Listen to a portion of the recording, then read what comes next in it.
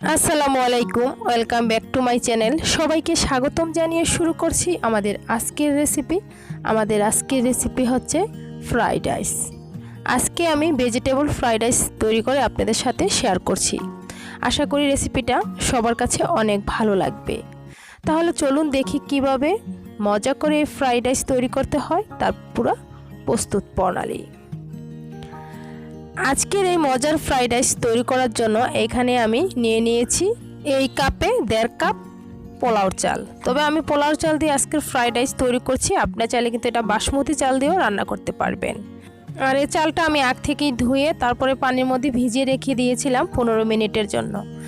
আর এই সাইডে আমি চুলায় একটা প্যান বসিয়ে পরিমাণ মতো পানি গরম করে নিয়েছি। আর এর মধ্যে এখন দিয়ে দিচ্ছি চালগুলা যখন দেওয়া হয়ে গেছে, এখন এই পর্যায়ে দিয়ে দিচ্ছি আমি 2টা তেজপাতা, 4-5টা ছোটো এলাচ আর 6-7টা লবঙ্গ। যখন এগুলো দেওয়া হয়ে গেছে, এখন দিয়ে দিচ্ছি পরিমাণ মতো লবণ। এটা কিন্তু চালের পরিমাণে লবণটা আমি দিচ্ছি, পরে কিন্তু আমি আবার সবজিতে লবণ অ্যাড করব। আর দিয়ে দিচ্ছি 1 টেবিল চামচ পরিমাণ রান্নার নর্মাল তেল। যখন এগুলো দেওয়া হয়ে গেছে, এখন ভালো করে নেড়েচেড়ে একটু মিশিয়ে নিতে হবে। আর এই পর্যায়ে কিন্তু চুলার আঁচটা ফুল বাড়ানো আছে। আর এগুলো এখন 90% সিদ্ধ করে নিতে হবে চুলার আঁচটা বাড়িয়ে। আর এরই মধ্যে কিন্তু খুব সুন্দর করে বলক চলে এসেছে, কারণ আমি গরম পানির মধ্যে চালগুলো দিয়েছিলাম। এখন যে মশলাটা আমি দিয়েছিলাম, এই এলাচ আর তেজপাতা লবঙ্গগুলো উঠিয়ে ফেলে দিতে হবে। এত করে কিন্তু খাওয়ার সময় অনেকটাই সুবিধা হবে আর দাঁতের নিচে পড়বে না। দেখতে পাচ্ছেন আমি কেমন করে এগুলো ফেলে দিচ্ছি। আর এরই মধ্যে কিন্তু ভাতগুলো খুব সুন্দর মতো 90% হয়ে গেছে। এখন একটা স্ট্রেনারে পানিগুলো ছেঁকে নিতে হবে। আর 90% বেশি সিদ্ধ করার কোনো প্রয়োজন নেই। আমি পানিগুলো ছেঁকে নিয়েছি ভাতের মার। যখন ছেঁকে নেওয়া হয়ে গেছে, এখন একটা ডিশের মধ্যে নিয়ে ছড়িয়ে দিয়েছি। আর এই ফ্রাইড রাইস রান্না করার আগে অবশ্যই ভাতগুলো খুব ভালো করে ঠান্ডা করে নিতে হবে। সবচেয়ে ভালো হয় যদি আগের দিন রাতে রান্না করে রেখে দেন, তাহলে আরও বেশি ভালো হয়। ফিরে আসলাম 1 ঘন্টা পর, আর ভাতগুলো কিন্তু আমি ফ্রিজে রেখে দিয়েছি। আর এখন রান্না করার জন্য চুলায় চলে আসলাম।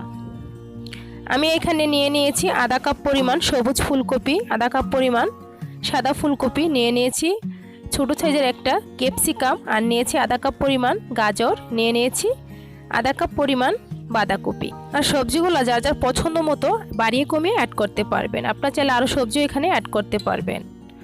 আর নিয়ে নিয়েছি 2টা ডিম আমি ভেঙে নিচ্ছি। 2টা ডিম যখন ভেঙে নেওয়া হয়ে গেছে, এখন একটা কাঁটা চামচের সাহায্যে ভালো করে ডিমটা ফেটে নিতে হবে। ডিমগুলো যখন ফাটানো হয়ে গেছে, এখন এক সাইডে রেখে আমি চুলায় চলে আসলাম। চুলায় একটা প্যান বসিয়ে দিয়েছি, আর এর মধ্যে এখন দিয়ে দিচ্ছি আমি 1/3 কাপ পরিমাণ রান্নার তেল, আর দিয়ে দিচ্ছি 2 টেবিল চামচ পরিমাণ ঘি। যখন এগুলো দেওয়া হয়ে গেছে, এখন ভালো করে নেড়েচেড়ে একটু গরম করে নিতে হবে। আর দিয়ে দিচ্ছি আমি ছোটো সাইজের একটা রসুন কুচি, চিকন করে কিন্তু কুচি করে নিয়েছি। তবে আপনার চাইলে এখানে রসুন বাটাটাও অ্যাড করতে পারবেন। আর দিয়ে দিচ্ছি ছোটো সাইজের একটা পেঁয়াজ কুচি, পেঁয়াজটাও আমি খুব ছোটো করে কুচি করে নিয়েছি। আর দিয়ে দিচ্ছি এখানে 1 চা চামচ পরিমাণ আদা বাটা। যখন এগুলো দেওয়া হয়ে গেছে, এখন ভালো করে নেড়েচেড়ে চুলার আঁচটা কমিয়ে একটু আদার কাঁচা গন্ধটা যাওয়া পর্যন্ত ভেজে নিতে হবে। যখন আদার কাঁচা গন্ধটা চলে গেছে, পেঁয়াজ রসুন একটু ভাজা হয়ে গেছে, তখন কিন্তু এই পর্যায়ে দিয়ে দিচ্ছি আমি গাজর। আমার মনে হয় যে গাজরটা সিদ্ধ হতে একটু সময় বেশি লাগে, তার জন্য আমি গাজরটা দিয়ে নেড়েচেড়ে নিয়েছি 30 সেকেন্ডের মতো। তারপরে অ্যাড করে দিচ্ছি ফুলকপি, বাঁধাকপি, শুধু ক্যাপসিকাম রেখে আমি বাকি সবজিগুলো অ্যাড করে দিয়েছি। আমি শুধু এখানে সবুজ ক্যাপসিকাম অ্যাড করছি 1 পদের। তবে আপনারা চাইলে এখানে লাল হলুদ ক্যাপসিকামও কিন্তু অ্যাড করতে পারবেন আপনাদের পছন্দ মতো। আর দিয়ে দিচ্ছি সবজির পরিমাণে 1/2 চা চামচ পরিমাণ লবণ। লবণটা বুঝে অ্যাড করবেন, যে যেমনটা খান এটা বুঝে অ্যাড করে দিবেন। আর দিয়ে দিচ্ছি এখানে 1 চা চামচ পরিমাণ গোলমরিচের গুঁড়া। গোলমরিচের গুঁড়া যখন দেওয়া হয়ে গেছে, এখন নেড়েচেড়ে ভালো করে মিশিয়ে নিতে হবে। আর জাল করে নিতে হবে 3 থেকে 4 মিনিটের মতো। আর এই পর্যায়ে কিন্তু চুলার আঁচটা বাড়ানো থাকবে। আর চাইনিজ রান্না কিন্তু ফুল হিটই করতে হয়। এরই মধ্যে আমি 3 থেকে 4 মিনিটের মতো সবজিগুলো ভেজে নিয়েছি। দেখতেই পাচ্ছেন কালারটা কিন্তু একটু নষ্ট হয়নি, একদম কাঁচা কাঁচা রয়েছে। এরকম কালারটা রেখে কিন্তু ভেজে নিতে হবে। এখন সবজিগুলো এক সাইডে রেখে আমি ফাটানো ডিম দিয়ে দিলাম। ডিমটা এখন অপেক্ষা করছি 30 সেকেন্ডের মতো। আর ডিমটা দেওয়ার সঙ্গে সঙ্গে যদি ভেঙে দেওয়া হয়, তাহলে কিন্তু দেখতে তেমন একটা সুন্দর লাগে না। আমি 30 সেকেন্ড পর ডিমটা একটু যখন শক্ত হয়ে এসেছে, তখনই কিন্তু এভাবে হাতাটা দিয়ে ভেঙে দিচ্ছি। দেখতে পাচ্ছেন আমি কেমন করে ডিমটা ভেঙে নিচ্ছি। এরই মধ্যে কিন্তু ডিমটা ভেঙে নেওয়া হয়ে গেছে। এখন সব কিছু একসাথে ভালোভাবে আবারও একবার মিশিয়ে নিচ্ছি। আর এই পর্যায়ে কিন্তু চুলার আঁচটা বাড়ানো আছে, চুলার কোনো পরিবর্তন হবে না। আর এখন দিয়ে দিচ্ছি আমি ক্যাপসিকাম। ক্যাপসিকাম সিদ্ধ হতে কিন্তু সময় খুবই কম লাগে, তার জন্য ক্যাপসিকামটা কিন্তু এই পর্যায়ে দিতে হবে। ক্যাপসিকাম দিয়েও আমি আরও 30 সেকেন্ডের মতো নেড়েচেড়ে নিয়েছি। এরই মধ্যে কিন্তু সবজিগুলো হয়ে গেছে। আমি 4 থেকে 5 মিনিটের মতো সব কিছু একসঙ্গে ভেজে নিয়েছি।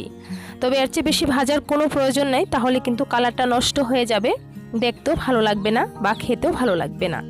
এখন আমি অ্যাড করে দিয়েছি আগ থেকে যে পোলাওর ভাত রান্না করে রেখেছিলাম, সেই পোলাওর ভাত অ্যাড করে দিয়েছি। এখন পোলাওর ভাত আর সবজি একসাথে ভালো করে একটু মিশিয়ে নিতে হবে। আমি এরই মধ্যে সব কিছু একসাথে মিশিয়ে নিয়েছি। যখন মিশানো হয়ে গেছে, এখন এর মধ্যে দিয়ে দিচ্ছি 1 টেবিল চামচ পরিমাণ কাঁচা মরিচ কুচি, আর দিয়ে দিচ্ছি 1 টেবিল চামচ পরিমাণ সয়া সস, আর এখন দিয়ে দিচ্ছি 1 চা চামচ পরিমাণ চিনি। তবে চিনিটা কেউ পছন্দ না করলে বাদ দিতে পারবেন, আর যদি চিনিটা অ্যাড করেন তাহলে কিন্তু স্বাদটা ভালো আসবে। সব কিছু যখন দেওয়া হয়ে গেছে, এখন ভালো করে নেড়েচেড়ে জাল করে নিতে হবে আরও 1-1.5 মিনিটের মতো। আমি এরই মধ্যে ভালো করে 1-1.5 মিনিটের মতো জাল করে নিয়েছি, আর এর মধ্যে কিন্তু আমার ফ্রাইড রাইস রান্না করা হয়ে গেছে। এখন আমি কাছ থেকে দেখিয়ে দিচ্ছি যে কতটা ঝরঝরা হয়েছে। দেখেই হয়তো বুঝতে পেরেছেন। এরই মধ্যে আমি পরিবেশন করে নিয়েছি। আর দেখলেন তো কত সহজে ফ্রাইড রাইস রান্না করা যায়।